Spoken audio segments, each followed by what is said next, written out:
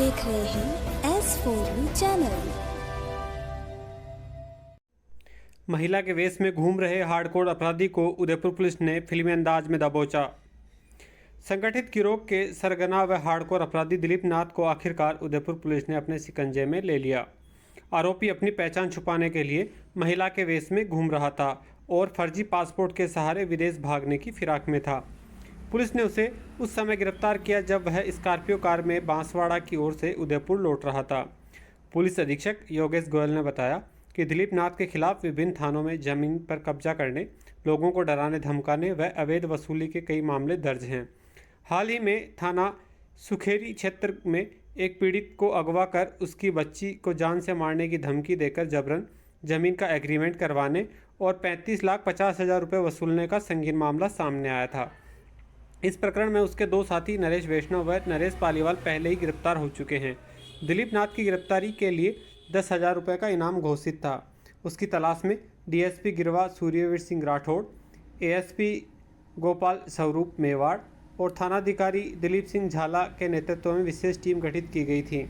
मुखबिर की सूचना पर पुलिस ने केवड़ा की नाल के पास नाकाबंदी की। जैसे ही स्कॉर्पियो कार आई, एक महिला वेश में व्यक्ति और उसका एक साथी गाड़ी से उतरकर भाग निकले, लेकिन पुलिस टीम ने तुरंत पीछा कर दोनों को दबोच लिया। महिला के वेश में भाग रहा व्यक्ति कोई और नहीं बल्कि खुद दिलीप नाथ था। गिरफ्तारी के दौरान उसके साथी विष्णु पालीवाल को भी पकड़ा गया है। पूछताछ से पता चला है कि दिलीप नाथ ने बिहार से फर्जी पासपोर्ट बनवाया था और वीज़ा आने के बाद विदेश भागने की तैयारी में था। पुलिस ने बताया कि यह अपराधी पहले भी जेल में रहते हुए हत्या की साजिश रच चुका है और उसे जेल में रहकर अपनी गैंग तैयार की थी, जो ज़मीन कब्जा करने जैसे मामलों में सक्रिय रही। देखिए, दिलीप नाथ जो थाना नाई का हिस्ट्री शीटर और एक हार्डकोर क्रिमिनल है, पिछले कई सालों से ये राजू तेली के मर्डर केस में जेल के अंदर सज़ा काट रहा था। जब यह इस केस में जेसी में था, इस दौरान भी इसके द्वारा सितंबर के अंदर एक व्यक्ति को जेल में रहकर ही पैसा मांगने की धमकी दी गई थी, जिस पर थाना अम्बा माता पर केस रजिस्टर कर कार्रवाई की गई थी।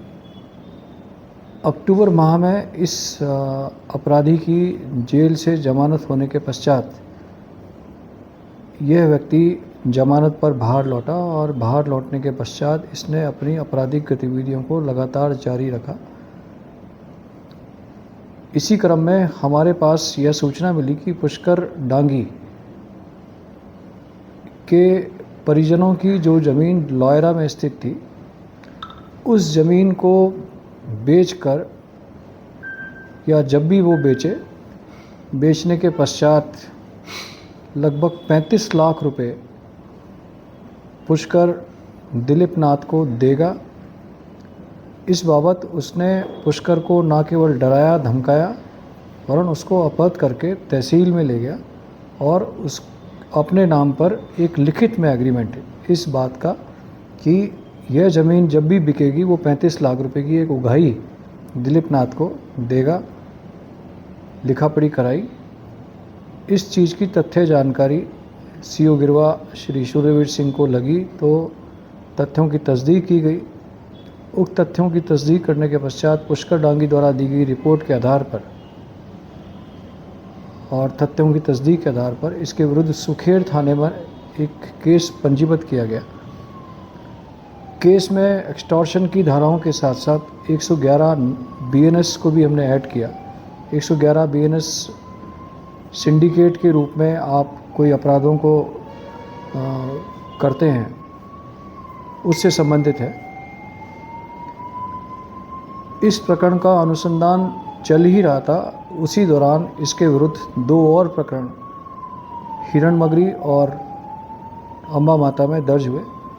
हिरणमगरी में आयुष लोढ़ा ने इसके विरुद्ध एक प्रकरण दर्ज कराया, जिसमें इस दिलीप नाथ के विरुद्ध कि उससे लगभग 25 लाख रुपया उसने डरा धमका करके ऐंठा इसी तरह से एक अन्य केस जिसमें यशवंत सालवी जो थाने का बदमाश है, उससे जो हथियार हमने बरामद किए थे, उस हथियार को मुख्यतः सप्लाई करने वाला भी ये दिलीप नाथ था।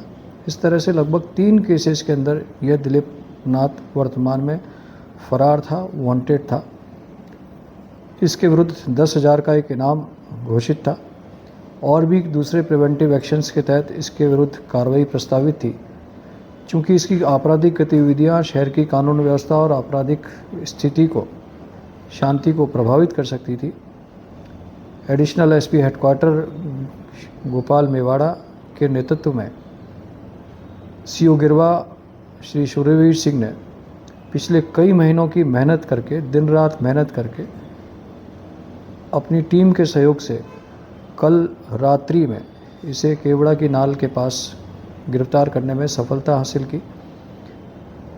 गिरफ्तारी के दौरान यह पुलिस से बचने के लिए महिलाओं की वेशभूषा में था और जैसा प्रारंभिक जानकारी लगी है, यह किसी फर्जी पासपोर्ट के माध्यम से विदेश भागने के चक्कर में भी था, क्योंकि ये ऑलरेडी 3 केसेस में वांटेड था।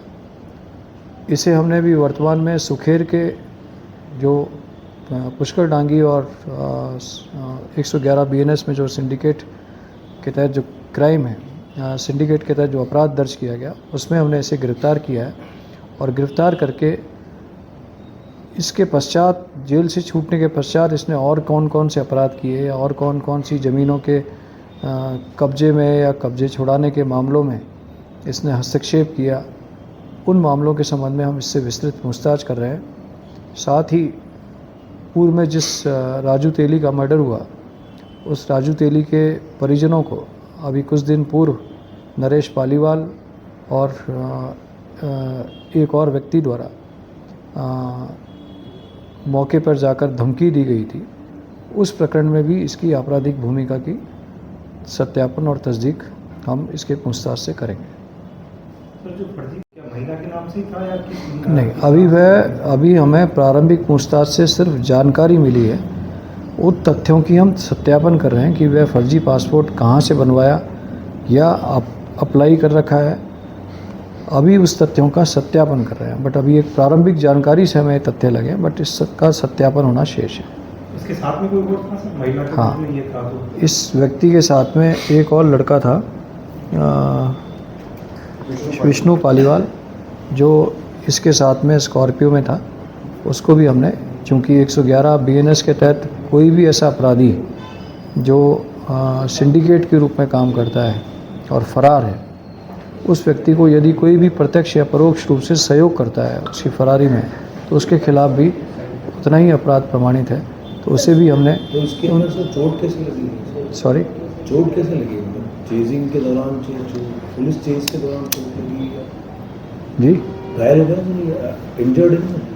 हाँ, इंजर्ड है। पुलिस से बचने के लिए ये भागने का प्रयास किया, उस दौरान इसकी चोट लगी। इसके पास बैग वगैरह भी मिले?